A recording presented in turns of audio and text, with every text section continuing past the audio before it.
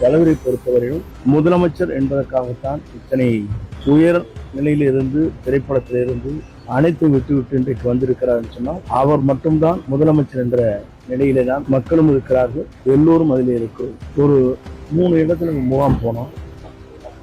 ஆர்ப்பரித்து வருகிற மக்கள் வெள்ளத்தில் பார்த்தோம். நான் இதுவரையிலும் அது மாதிரி பார்க்கல. புரட்சித் தலைவர் எம்ஜிஆர் காலத்தில் பார்த்தது போல, அம்மா முதல் இயக்கம் தோன்றியது போல இன்று அவ்வளவு பேர் ஆர்ப்பரித்து வருகிறார் என்று சொன்னால் ஒரு மாற்றங்கள் வேண்டும் என்று மக்கள் விரும்புகிறார். காரணம், புதிதாக ஒருவர் தமிழ்நாட்டிலே வர வேண்டும், நல்லாட்சி தர வேண்டும் என்று மக்கள் விரும்புகிறார்கள். அதற்கு இன்று சிறந்த தலைவராக ஒரு நேர்மையான ஆட்சி நடத்துவதற்கு ஒருவர் வேண்டும். இந்த சட்ட ஒழுங்கு சரியாக இல்லை, பெண்கள் பாலியல் குற்றங்கள் நடைபெற்றுக் கொண்டிருக்கிறது. அதே நேரத்தில் தொழிலிலிருந்து அனைவருமே அச்சத்தோடு வாழ்ந்து கொண்டிருக்கிறார்கள்.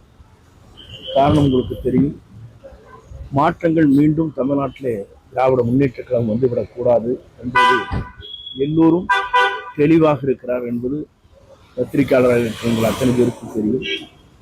ஆகிய ஒரு மாற்றத்தை உருவாக்குற திறன் ஒருவருக்கு மட்டும்தான் இருக்கிறதே தவிர யாருக்கும் இல்லை. இப்போது வரைக்குமே அனைத்து தொகுதிகளிலுமே வேட்பாளர்களை நிறுத்துவதற்கு ஒரு சவாலான விஷயமா தான் இருக்கும் அப்படின்னு எதிர்கட்சிகள் சொல்றாங்க. அதை பற்றி எதிர்கட்சிகள் சொல்வது வேறு. ஆய்வு பணிகள் முடிக்கப்பட்டிருக்கிறது.